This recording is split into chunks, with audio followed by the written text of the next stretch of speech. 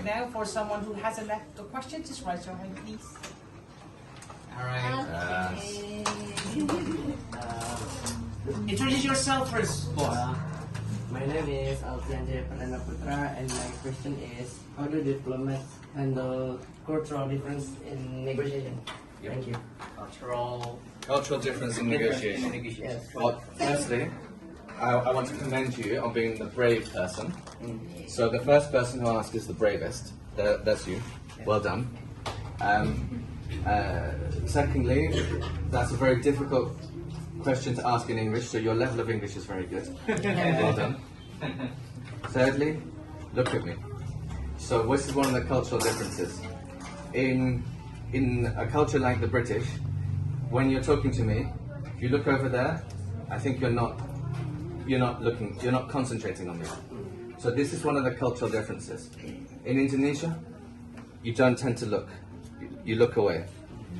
In Britain, and particularly in somewhere like America, I will look you in the eyes, and we will trust each other. Eye contact. So the eye contact shows that we are together. Cultural differences in negotiation is very difficult. Like I said, I learned the Javanese word for no is yes.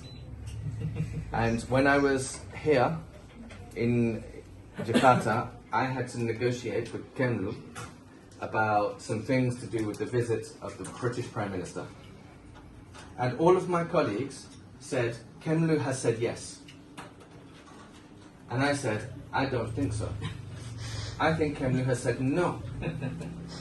Because my friends at my office, at the British Embassy, thought that what Kemlu had said meant yes in English. But in Javanese, and I say Javanese, not Indonesian, in Javanese, what they were saying was, we don't like this. But they were being polite in a way that the British people didn't understand. So, understanding how the other person thinks about something is important.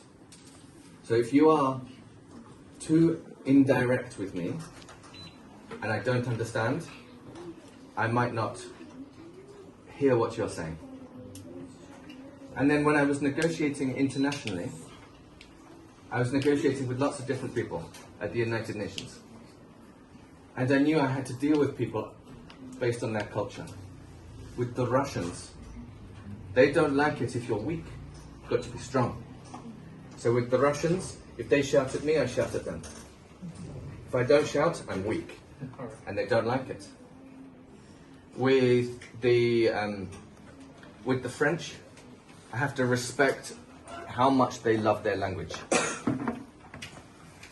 So understanding what matters to that person allows me to understand what they're saying and to negotiate with them effectively.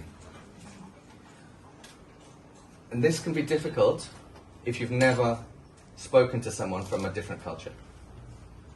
If you speak to someone from a different culture, you will hear what they're saying in a different way.